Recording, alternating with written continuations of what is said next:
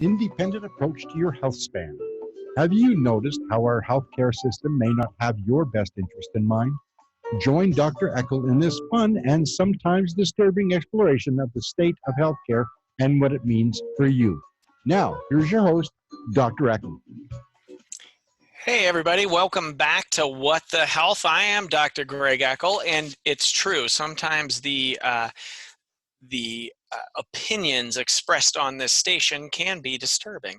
And in particular, what we're going to talk about today is detox. So, what I laid out in this whole podcast of the why of What the Health is, we are all one, pretending to be separate in this reality. And just recently, life experiences have really drove that home. I have a great certainty around that. And that one is much larger than just humanity. I think, this Gaia, this planet we live on, this life-giving source that we are on really is giving us a ton of signals. And, as we look at, we just can't just migrate up into a virtual reality or up into the gray matter of our brain of what happens in the macrocosm happens in the microcosm. And so this whole concept today that we're going to talk about is detoxification. And really the root of this is to how do we promote thriving? What I laid out in episode 1, and if you haven't heard it, please go to naturecuresclinic.com. We're going to have them up there. You can just kind of stream these things, and on your commute, please get educated and listen and learn, share with friends and family.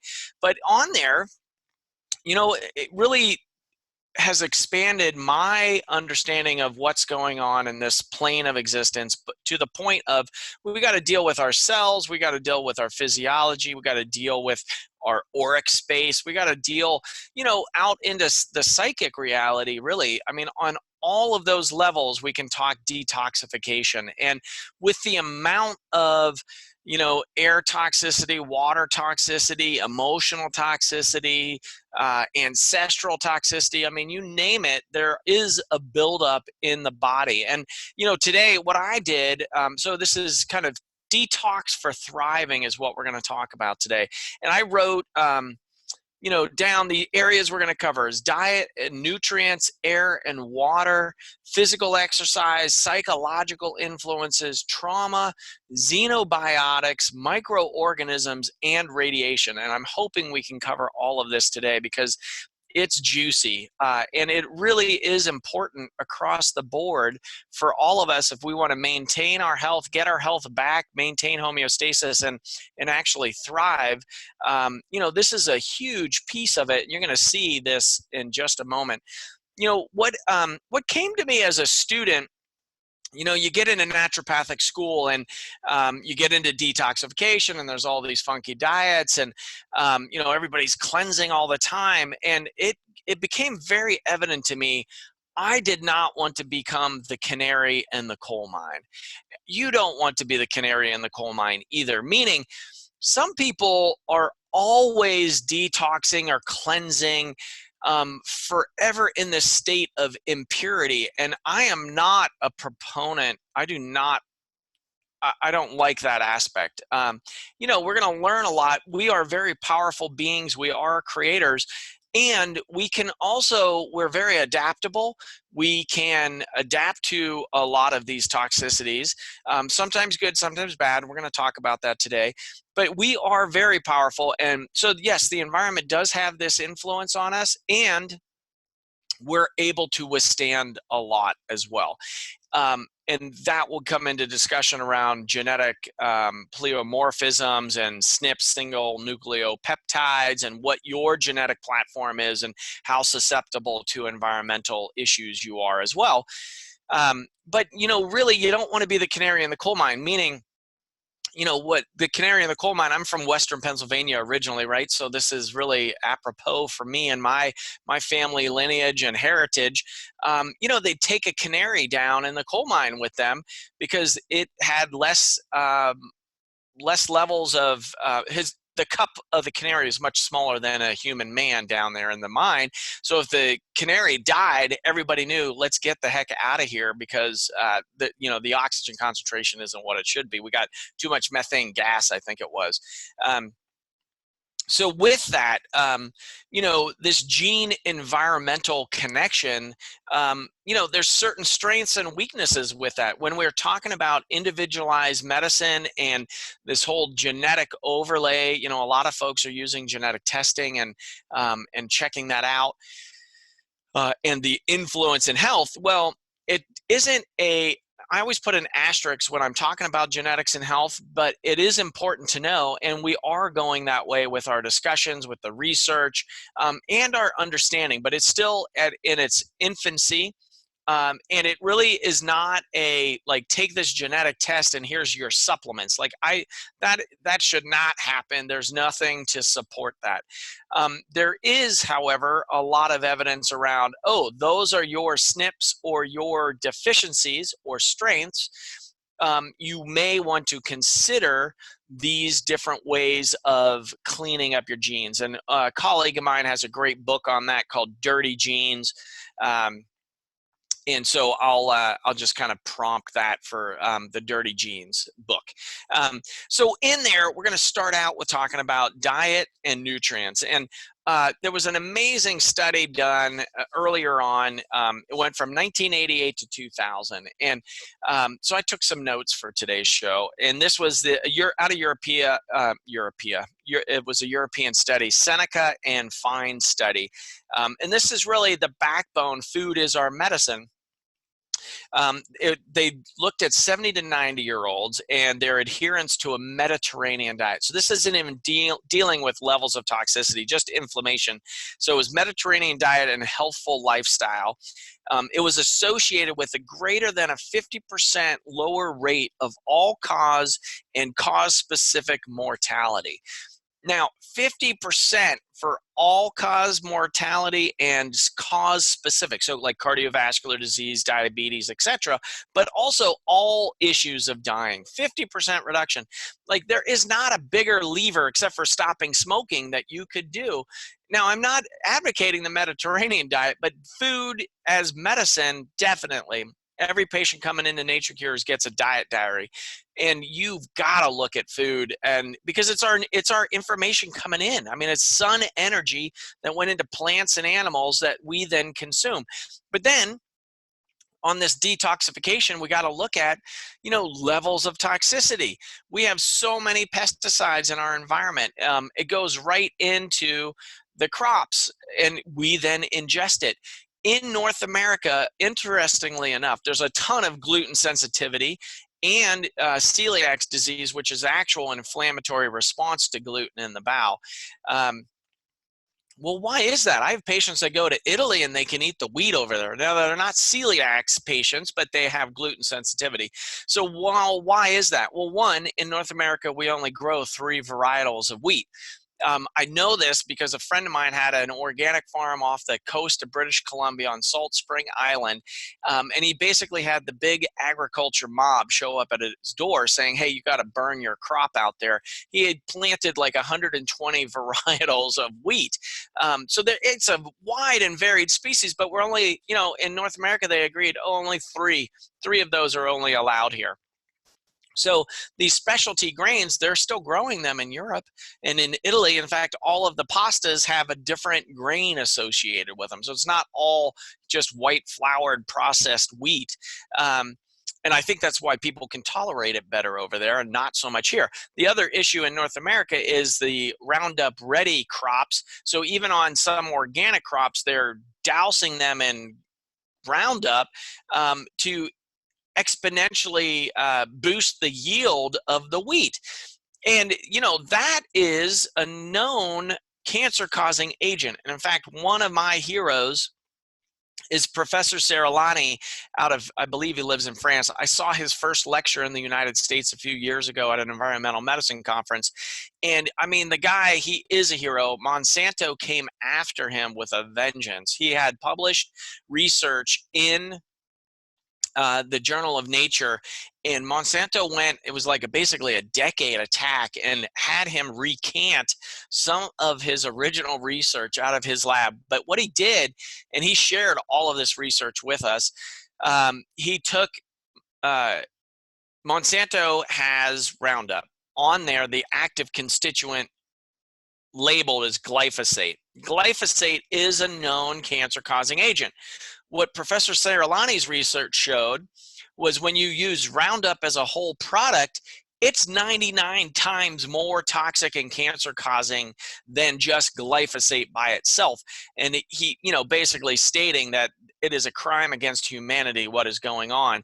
And we see that, now the courts are actually agreeing on that. There was some like $3 billion settlement on one case. I'm hoping more to come on that front for that, because there's such cross drift with that pesticide, and it is a known cancer-causing agent. I mean, heck, they're even finding it in Cheerios, and we wonder why 50% of the population will develop cancer in our lifetimes, or 1 of every 2 people in your lifetime will develop some type of cancer, if you're not doing any of this stuff that we're going to talk about today, because this stuff is in our bodies, and it does cause trauma, and it does cause inflammation, and it causes cells to misbehave. So diet, really coming back into this diet nutrition, it's a huge component.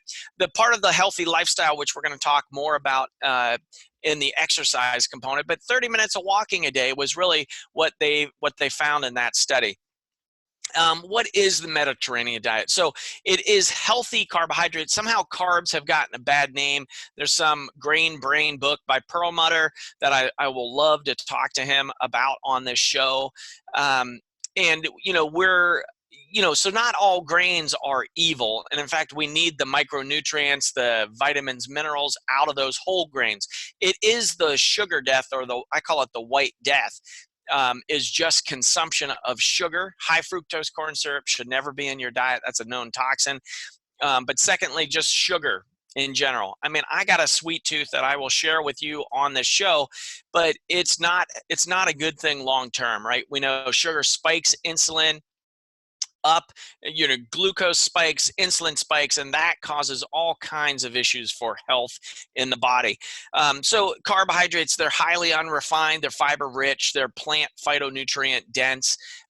They are anti-inflammatory in nature, and really we should be looking at the carbohydrates as far as a glycemic response of that cascade of glucose comes in, insulin responds, shuttles it into the cell. Well, that creates some inflammatory responses among other things. So you've got to watch your glycemic index or glycemic load. Definitely cut out white carbohydrates, breads, pastas, potatoes, sweets, alcohol, limited amounts, and or do some damage control with activated charcoal, glutathione, antioxidants, these things.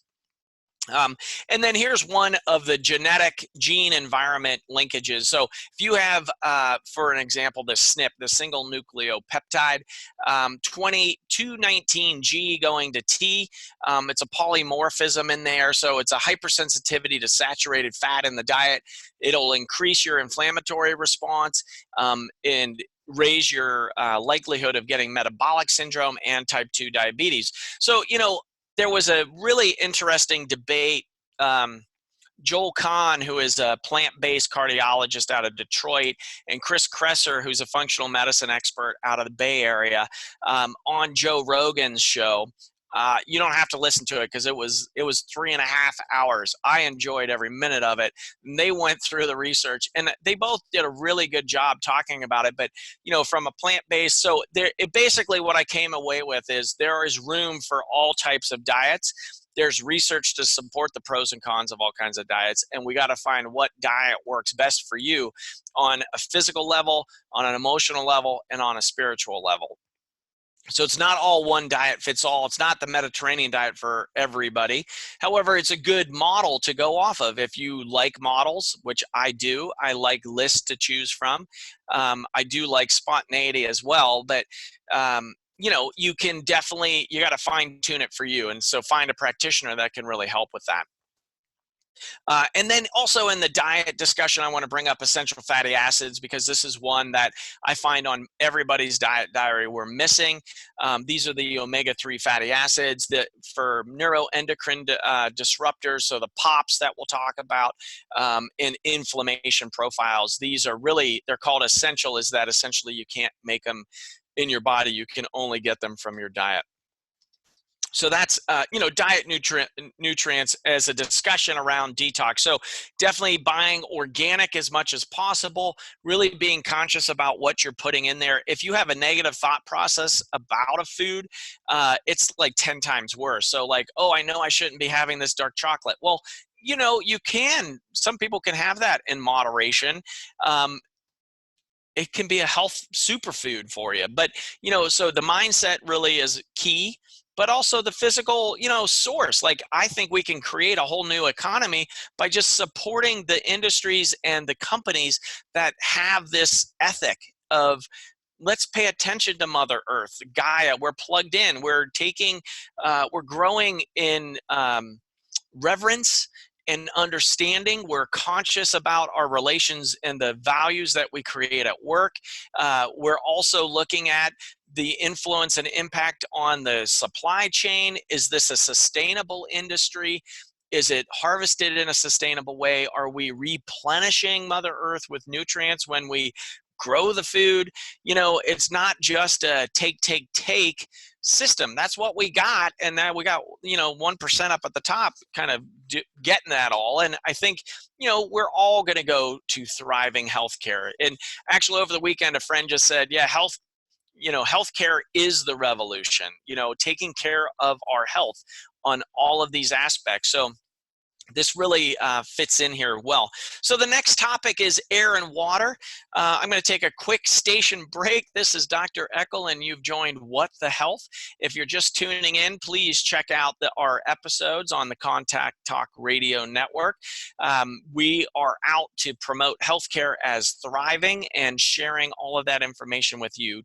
Today's topic is detox for thriving, and we're looking at all of the different facets of that. So we're up to air and water. And this, really started the ethos of environmental connection to health.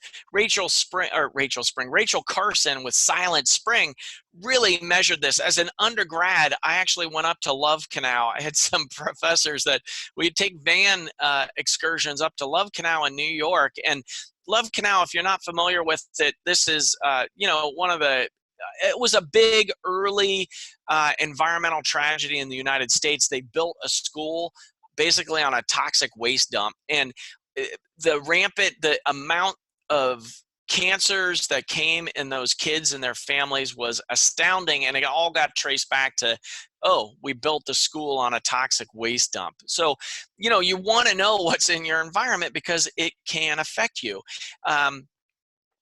Our Stolen Future was the next book in '96. I was studying environmental studies and basically came up with the bumper sticker, Save the Humans. The planet is going to be here forever. We just may not make it on it.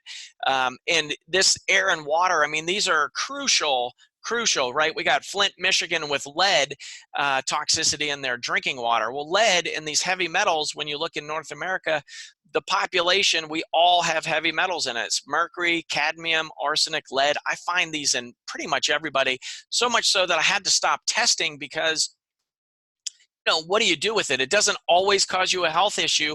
We know that they're not normally found in the body.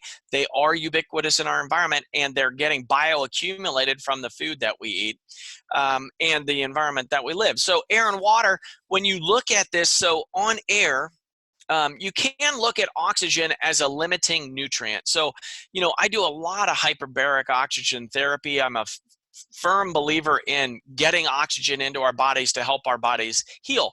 I see so many patients come into my clinic with anemia. Well, what is anemia? It's, by definition, it is low red blood cell count. Well, why is that an issue? Well, because the red blood cells, there's 4 irons that create the red blood cell, and they carry oxygen into your tissues.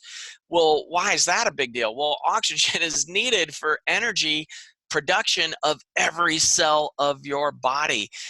Western docs blow it off there. Oh, it's so common. I see people, I've had anemia for 10 years. My doc says it's totally normal. It's like, no, it's totally common, not normal. And when you think about it, like not enough oxygen, that is a showstopper. And so you got to look at the quality of the air that you're breathing, right? So, particulates associated. So air particulates. So like when there's a bunch of fires around you, you actually see smoke, that is particulates. higher incidence of cardiovascular illness and pulmonary disease. Well, it's like you're smoking a couple packs of cigarettes a day in smoke, or you live in a city with really bad air quality.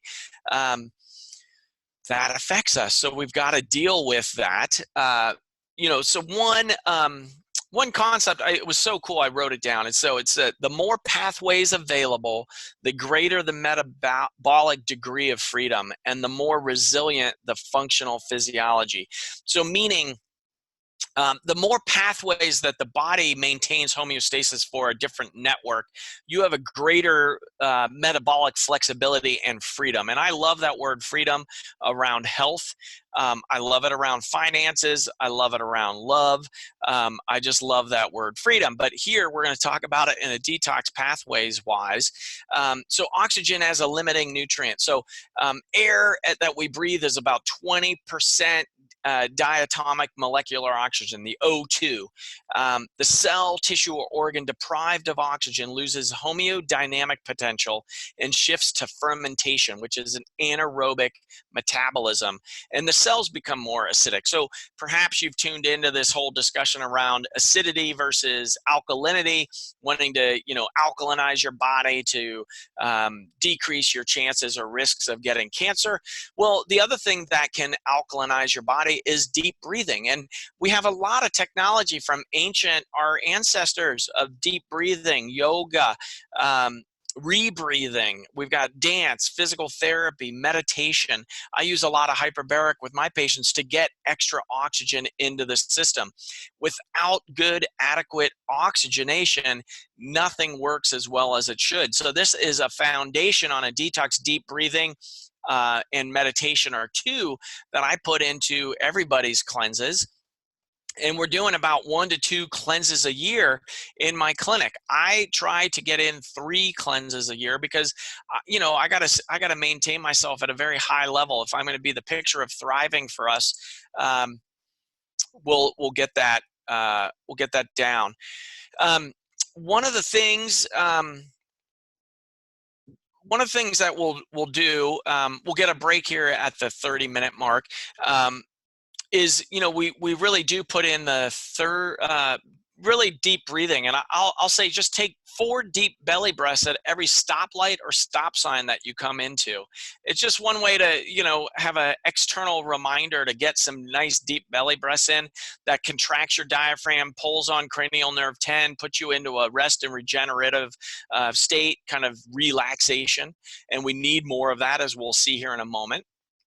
And then we're going to talk about water. So that's the air component, and definitely air quality is a big one. We don't want to rule back the regulations on air quality in this country. In fact, we want to make them, we want to go to a clean energy economy. I mean, it will create a ton of jobs. It nourishes the earth. It nourishes our communities. It nourishes our families. It nourishes our soul. That is the way that we need to go quicker to the green economy. So, if you're listening and you're at all politically active, please vote for people that have that on their agenda, because it does make a difference. Water, it binds to and maintains proper function. There's a great book out by Bhatman Jolly called The Body's Many Cries of Water. And in there, in the water, he basically just he was locked up in Iranian prison, and he has case after case of different conditions that were cured with water. Oftentimes in my clinic, it's the first recommendation is to drink half your body weight in ounces of water. It just helps. It does the body good, right? Water does. So a dehydration, how does that affect us? Well, it decreases your energy. It increases neurotoxicity because there's not enough buffering. There's not enough fluid to carry waste products out of the body. Every organ goes into a dysfunctional state being dehydrated. You can get muscle cramping, sore muscles, reduced mental clarity, constipation, fatigue, and sensitivity to toxins. So that's just dehydration. There's a skin turgor test. You can pinch your skin, and it should just tensile back just to flat. If it stays up there, you're chronically dehydrated. But also another great way to tell is when you pee, is it clear? Because you definitely want to have that clear. That means you're well hydrated. So water, we've got, what do we put in the water though? So definitely I've done lectures on environmental toxicity. There's not a body of water in the United States that doesn't have some level of toxicity. We've got mercury contamination. The fish then are eating the mercury, and then we eat the fish. There's pesticides. There's chlorine as a water treatment component. There's fluorine. So the communities that fluoridate their water, put fluorine in the water, it's a known bone toxin, and we wonder where osteopenia and osteoporosis is coming from, and we're like toxing people out with the fluoride. I'm all for fluoride use topically. I don't really want it in my water. I don't want any medications in my water, honestly. And then there's also contamination and overuse issues. So, drawing down aquifers, having contamination in water, etc. So water is, we could have a whole hour-long discussion on water. We won't do that today. But, it's an amazing molecule. We need clean water, and we got to stay hydrated. I think what I'm going to do, we're going to go into... we'll go into a little station break here. I think I've got Cameron on the line that can do that for me. You're tuning in. This is What the Health, and I'm Dr. Greg Eckel. We're going to be right back. In outer circles runs into my world with love like sequence. You've listened to the shows on CTR, and perhaps you've found yourself thinking, maybe I should host my own show, but I don't know how. It's easier than you think. From the beginning, with private coaching sessions to your own live broadcasts, CTR Network will prepare you on every level to share your knowledge, expand your brand, and take your business to the next level. At CTR, we nurture your vision and make it a radio reality. Contact Cameron Steele at 425-221-3646 or Cameron at ctrnetwork.com and put your dream into motion today. He runs in outer circles, runs. All right, welcome back there. We are in on the Detox for Thriving podcast here of What the Health. I'm Dr. Greg Eckel. You can check this out at naturecuresclinic.com, and we also are on the Contact Talk Radio Network. So thanks for tuning in. We're up to physical exercise. So movement and circulation and blood. So we just talked about water and air, quality and diet and nutrients to start it out. We're now into physical exercise, and this really works on circulation. And why is circulation so important? This is the concept and overlay with Chinese medicine here, is the quality of information in the blood. So we've got immune system, we've got oxygen, vitamin, minerals in, carbon dioxide, waste products out. We've got all of your neurotransmitters, your immune system, hormones, etc., all circulating in the blood. Exercise really gets the blood moving, right? And it builds up tissue. It also helps with movement of the blood, so to get back to the liver to be filtered. And it's basically the definition of exercise is increased or above resting muscle activity. So just a basic, and sometimes when I say exercise, that seems a little bit loaded, so I just call it movement in my clinic. We want people moving their body of what feels good. How do you move? I was just out at a music festival. One of the best ways that I've found to recharge for this body, just dancing in the forest, like to great music with a lot of community and friends. Like that is supercharged, and it really gets the muscles going, and it keeps me physically fit. So I just build it into my lifestyle. But you can do it however you want. So there are different ways. There's anaerobic activity, which is like sprinting. There's endurance training, which is more aerobic naturally. And then there's resistive, like muscle, like weightlifting. And all of those I actually incorporate all of those into my lifestyle. I think that you should really look at ways, I think for health span and longevity, putting some weights in to put that stress and strain on the muscles. Not that we want to turn into like Arnold Schwarzenegger, but we definitely want to you firm up those muscles. It makes your body way more sensitive to insulin, reduces your risk of cardiovascular illness. All-cause mortality is 30 minutes a day, substantial decrease in all-cause mortality. So we know movement is good. Sometimes, we're not going to make the trek over to the gym to get in there. If you do that, great, keep it going. But, I get a tracker. We all wear these dang phones now. You can see how many steps you took in a day. You're shooting for over 10,000 steps a day. That's 5 miles of activity. That's pretty good. And then you can, go for the gold there and, get into whatever your sports are or hobbies, etc.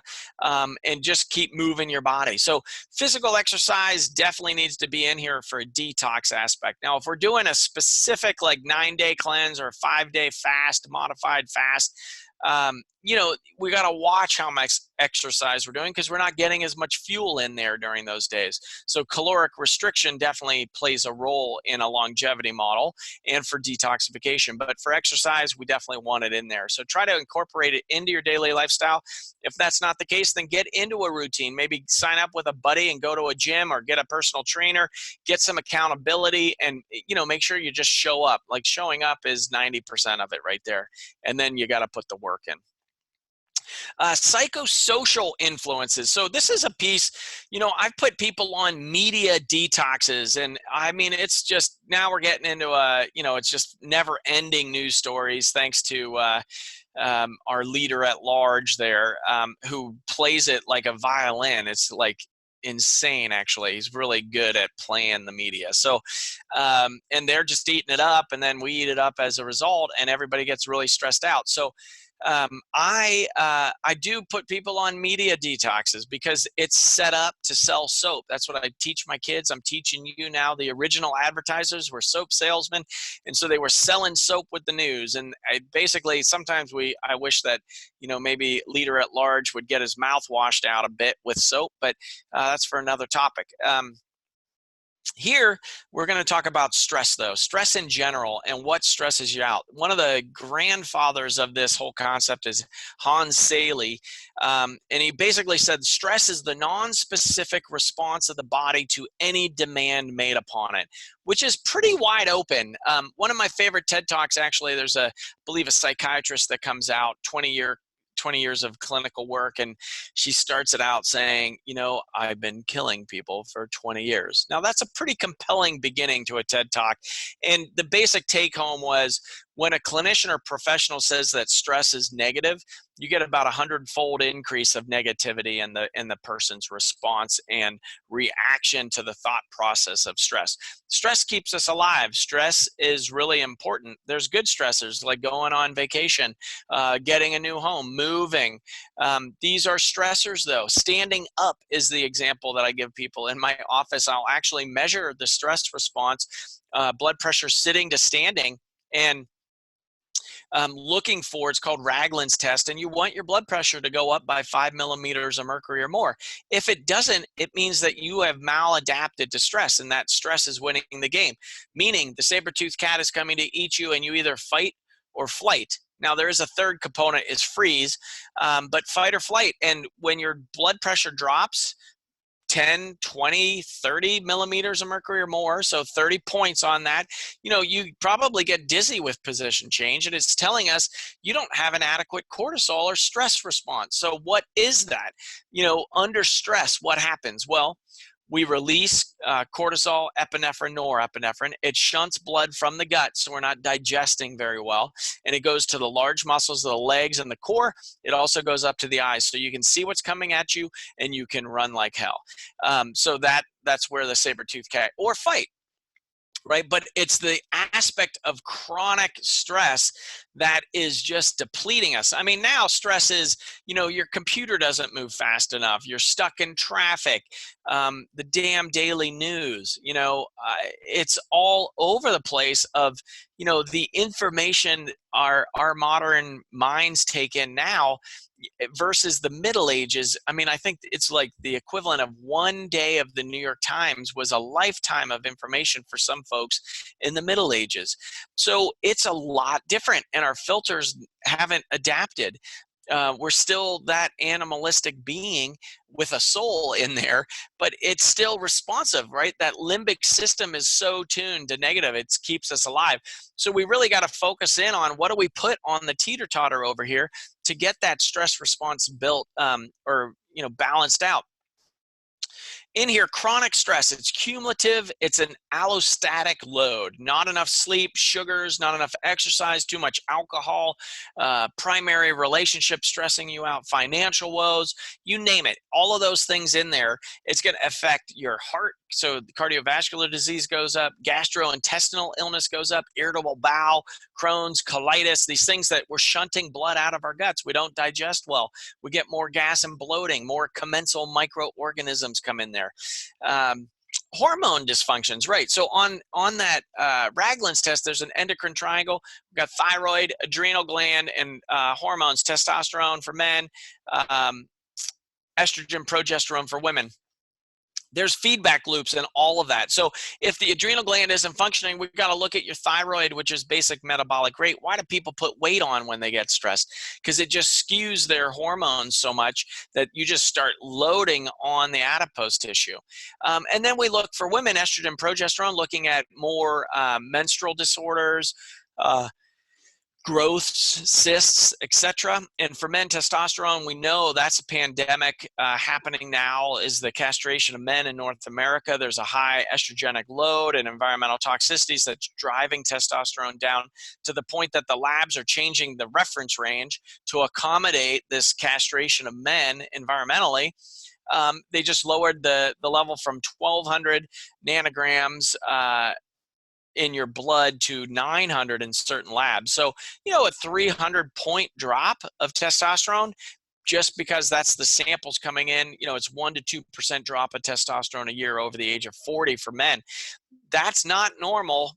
That's common, but that's not normal. So stressors definitely do that. There was an interesting component. There is an uplifting piece here.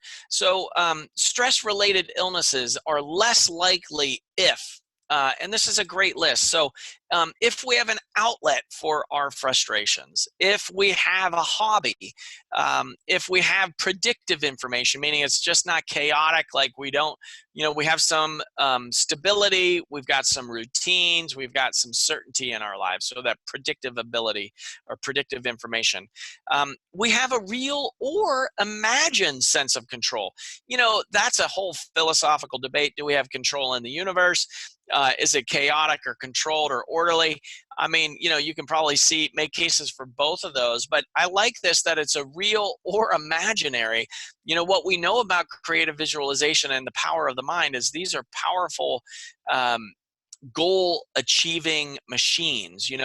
What you put in, what you're thinking is so important in that it can really create a subatomic change. I mean, that sounds pretty woo-woo, but quantum realities are fast approaching here, and we really need to get into this, and that those thoughts up there, while it's a dangerous neighborhood to go into by yourself.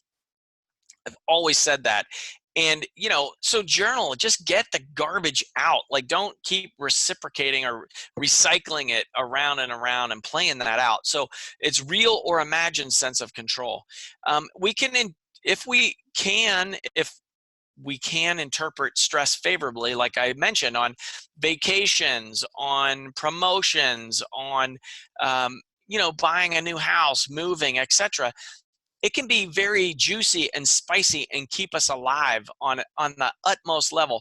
Not that we're adrenaline junkies, but that we have a favorable connotation when we say the word stress. If I say the word stress and that's causing you stress, you have a negative connotation to stress. So think of it in the positive, spin it that way, because ultimately we have two states of being. There's a beautiful state or a state of suffering. If you're in a state of suffering and you like it and enjoy it and you're consciously choosing, by all means, wallow in it and delve in it, like really explore what is there for you. But also know you have a choice to live in this other spot, which is called a beautiful state, which is where I want joy and love and abundance and synchronicity. And I mean, just really the magic happens there. And I strive to be in that beautiful state as much as possible. And in particular, because I've got the data on what stress does in a negative fashion, so I want to put that in a positive fashion. So I want to be, producing at high levels and have, I've got lives on the line here at Nature Cures Clinic, and I take that seriously. I've got my whole family, I've got my employees' families, I've got my patients' families. I have the community best, in my mind of what I'm doing on a daily basis here. So you got to interpret stress favorably. And then the big one that I want to highlight here is we have social connectedness. And when you look at the blue zones, and this is a book that was out on longevity and the health span, where the most people living over 100 years old, where do they live? And they just circled on a map these blue zones. So it's like Loma Linda, California.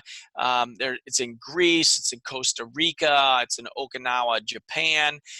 So there's these enclaves of people. And when you look at the social connectedness, richness of those communities, it is profound. And so building, one of my goals in this year is really deepen my connections in community and make new friends and really make those connections for folks on a community-wide basis, because it is so important.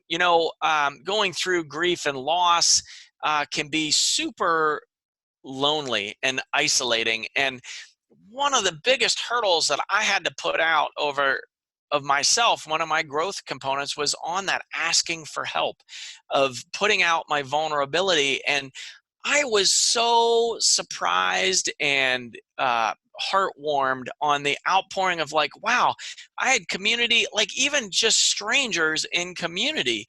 Like, how can that be? But so many people supporting me and my family, and just that return on asking for help to test the waters. And you actually get to see who your true community is. And it may not be the people that right there in your closest proximity. So I encourage you to explore that. Really, I know introverts say, oh, it's so tough to have community and whatnot, but I would love to hear about how pleasantly surprised you are, or what comes up for you around, really exploring that community network, because they look at being alone is actually worse than smoking. So like that is that mindset. While you may be living rurally, you may be by yourself, if you're listening to this, you've got community, but also there, I would say, tap into your resources locally in real time. Like the aspect of being with other people, whether, I think it's a component of religions and church, of going every week, you're in a community, and that there are some social ties and there's some health benefits of that. If that's not your jam, that's okay. Whatever your hobby is, or like-minded individuals, go and do that. And so I'll challenge you to get in there, get out there and do that. Awesome. So you are listening to What the Health. I am Dr. Greg Eckel, and today's topic is Detox as Thriving, to really promote healthcare that really does make you thrive out there. So we have so much material to cover. I am so excited about this. I'm going to go through this next one. We're going to see how far we get. I think this is going to be a two-parter because it is so juicy of a topic and hits on so many levels, and we're just breaking the ground here. Now, this is a big topic on trauma. So detoxing and trauma. So a lot of times when you say detox, most people think, oh, you're going to give me a colon cleanse. Am I going to be on the toilet all day? Well, we're talking about trauma now. And one of these, another concept that I love that I'm going to read to you is the living human body functions in part as a spatially oriented metabolic field engaged in the conduct of spatially ordered metabolic processes. Well, what in the world does that sentence mean besides the spatially dynamic aspect, or spatially oriented dynamic field? That concept really gripped me. And on trauma, we know these ACE scores, it's adverse childhood experiences. Most anybody growing up in North America, this is not even talking about refugees or war-torn countries. The ability, what happens under trauma and stress like that is certain genes get turned on, the warrior genes, and it primes you for even greater stress response. And what happens through time and generation after generation is it may not even be your trauma. It could be your great-grandmother, great-great-great-great-grandmother's trauma. I see this a lot of folks that come from any genocide or war-torn countries that have that background in their lineage. Looking at it, intergenerational stressors, unresolved trauma clearly places significant demand on the body, and over time is a major contributor to major health concerns and issues. And trauma. So what is the issue with trauma? So it causes effects of distortion of the mechanics of cellular breakdown, secondary to frank tissue disruption, and consequent local and systemic responses. So that's like a blunt force trauma or psychological trauma. We know, childhood abuse is rampant in the North America, and that has really profound effects as we age, and that circles back around kind of in the midlife passage, even for folks that went through tons of counseling and talk therapies, body therapies, etc. It typically will come back up again. So these traumas, we've got to come up with technology that helps us clear them out of our body. Last week I talked about asthma and allergy, and I gave an adjustment to a woman that was in a chronic asthmatic acute attack on all of the medications, really like getting scary, can't breathe. And I adjusted her back and she broke into tears. And I thought, I thought I broke a rib. But she's like, no, I had this memory just released out of my tissue. And, we store these memories, we store these traumas in our tissue, in the cells. It's like the limbic system gets stimulated and that signal goes out throughout the body. An amazing book on this topic is The Body Keeps the Score. That ties so much of the work that I do and my thinking of health all together, right? Because it's using complementary therapies, it's using more Western medicine approach, it's using hyperbarics, it's using EMDR for rapid eye movement therapies to clear chronic traumas and post-traumatic stress disorders.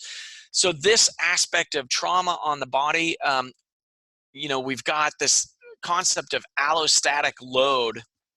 So what is that? That's a cumulative long-term effect or toll taken on the body by frequent repetitive activation of the autonomic nervous system. So that fight or flight stress response that I was saying I measure with blood pressure sitting and standing, this, has got to be in everybody's intake. If you're looking for complete programs and complementary care, we've got to address this at that level.